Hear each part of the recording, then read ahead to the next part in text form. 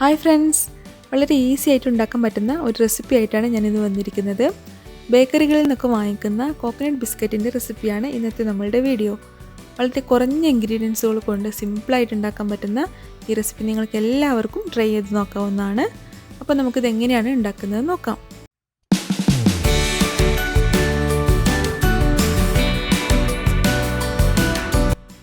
ഇതിനായിട്ട് ഞാനിവിടെ ഒരു 3 മുട്ടയുടെ വെള്ളം എടുത്തിട്ടുണ്ട്. ഇത് നമുക്ക് ഈ ബൗളിലേക്ക് ഒഴിച്ചു കൊടുക്കാം. ഇതിലേക്ക് ഒരു 100 ഗ്രാം ഷുഗർ കൂടി എടുത്തിട്ടുണ്ട്. ഇത് ചെറിയ തരിയോട് കൂടിയിട്ടുള്ള ഷുഗറാണ് ഞാൻ എടുത്തിട്ടുള്ളത്. നിങ്ങളിത് കുറച്ച് തരിയോട് കൂടിയിട്ടുള്ളതാണെന്നുണ്ടെങ്കിൽ ജസ്റ്റ് ഒന്ന് പൊടിച്ചിട്ട് ഇതിലേക്ക് ഇട്ട് കൊടുത്താൽ മതിയാവും. നമുക്ക് ഈ എഗ്ഗ് ഒന്ന് ഉടയുന്ന രീതിയിലൊന്ന് മിക്സ് ചെയ്തെടുക്കാം. ഒരു ഫോർക്കോ സ്പൂണോ എന്തെങ്കിലും യൂസ് ചെയ്ത് ജസ്റ്റ് ഒന്ന് മിക്സ് ചെയ്തെടുത്താൽ മതിയാവും. ഇനി ഇതിലേക്ക് ഒരു 2 ടേബിൾ സ്പൂൺ മെൽറ്റഡ് ബട്ടറോ വെജിറ്റബിൾ ഗീയോ ഒഴിച്ചു കൊടുക്കണം. ഞാനിവിടെ വെജിറ്റബിൾ ഗീ ആണ് ഒഴിച്ചു കൊടുക്കുന്നത്. ഒന്ന് മിക്സ് ചെയ്ത് കൊടുക്കുന്നുണ്ട്. ഇനി ഇതിലേക്കൊരു 100 ഗ്രാം ഡെസിക്കേറ്റഡ് കോക്കനട്ടാണ് ആവശ്യമായിട്ടുള്ളത്. അതില്ലാത്തവർ ചിരകിയ തേങ്ങ ജസ്റ്റ് ഒന്ന് ഡ്രൈ റോസ്റ്റ് ചെയ്യുകയോ അതല്ലെങ്കിൽ വെയിലത്ത് വെച്ചിട്ടൊന്ന് ഉണക്കിയെടുക്കുകയോ ചെയ്താൽ മതിയാവും. ഇനി ഇതെല്ലാം കൂടെ നന്നായിട്ടൊന്ന് മിക്സ് ചെയ്തെടുക്കാം. ഈ സമയത്ത് ഈ മിക്സ് ചെറുതായിട്ട് ലൂസായിരിക്കുന്നത് പോലെ തോന്നും, പക്ഷേ കുഴപ്പമില്ല. ഒരു 5 മിനിറ്റ് വെക്കുമ്പോഴത്തേനും ഇതൊന്ന് അബ്സോർബായിട്ട് ഒന്നുകൂടെ ടൈറ്റായി വന്നിട്ടുണ്ടാവും. ഇനി ഒരുപാട് ലൂസാണെന്ന് തോന്നുകയെന്നുണ്ടെങ്കിൽ കുറച്ചും കൂടി ഡെസിക്കേറ്റഡ് കോക്കനട്ട് ചേർത്ത് കൊടുത്താൽ മതിയാവും. ഇതൊന്ന് സെറ്റാവുന്ന സമയം കൊണ്ട് നമുക്ക് അവൻ പ്രീഹീറ്റ് ചെയ്യാനായിട്ട് വെക്കാം. ഞാനിവിടെ അവനിലാണ് ചെയ്യുന്നത്. നിങ്ങൾക്ക് വേണമെന്നുണ്ടെങ്കിൽ ഗ്യാസ് സ്റ്റവിലോ എങ്ങനെ വേണമെങ്കിലും ബേക്ക് ചെയ്തെടുക്കാവുന്നതാണ്. ഇപ്പോൾ നമ്മളുടെ മിക്സ് ഇതുപോലെ കുറച്ച് ടൈറ്റായി വന്നിട്ടുണ്ട്. ഇനി നമുക്കിത് ഷേപ്പ് ചെയ്തെടുക്കാം.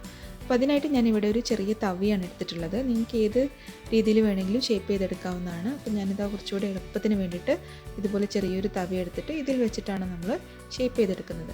ഞാനിവിടെ ഒരു ബേക്കിംഗ് ട്രേയും ബട്ടർ പേപ്പറൊക്കെ ഇട്ട് റെഡിയാക്കി വെച്ചിട്ടുണ്ട്. അപ്പോൾ നമുക്കിതിലേക്ക് കുറേശ്ശെ മിക്സ് എടുത്തതിന് ശേഷം ഇതുപോലെ ഇങ്ങനെ തട്ടി കൊടുത്താൽ മതിയാവും. ഞാനിവിടെ എല്ലാം ഷേപ്പാക്കി എടുത്തിട്ടുണ്ട്. എനിക്കിവിടെ അത്യാവശ്യം വലുപ്പമുള്ള 9 കുക്കീസിനുള്ള മിക്സ് ഉണ്ടായിരുന്നു. ഇനി ഇതിൻ്റെ സെൻറ്ററിലേക്ക് നമുക്ക് ബേക്കറിയിൽ നിന്നൊക്കെ കിട്ടുന്ന രീതിയിൽ ഒരു ഹാഫ് ചെറി വെച്ച് കൊടുക്കാം.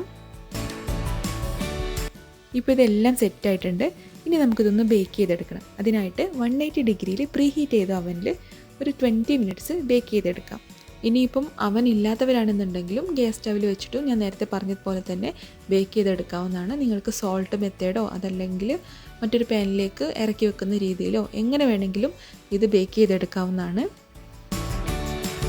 നമ്മളുടെ കോക്കനട്ട് കുക്കീസ് ഇവിടെ റെഡി ആയിട്ടുണ്ട്. പുറമെ അത്യാവശ്യം ക്രഞ്ചിയും ഉള്ളിൽ നല്ല സോഫ്റ്റും ആയിട്ടുള്ള നമ്മൾ ബേക്കറിയിൽ നിന്നൊക്കെ കിട്ടുന്ന അതേ രുചിയിലുള്ളൊരു കോക്കനട്ട് കുക്കീസാണിത്. വളരെ സിമ്പിളായിട്ടുള്ള റെസിപ്പിയാണ്. ഇതുവരെ ട്രൈ ചെയ്ത് നോക്കാത്തവരുണ്ടെങ്കിൽ തീർച്ചയായിട്ടും ഒന്ന് ട്രൈ ചെയ്ത് നോക്കാം.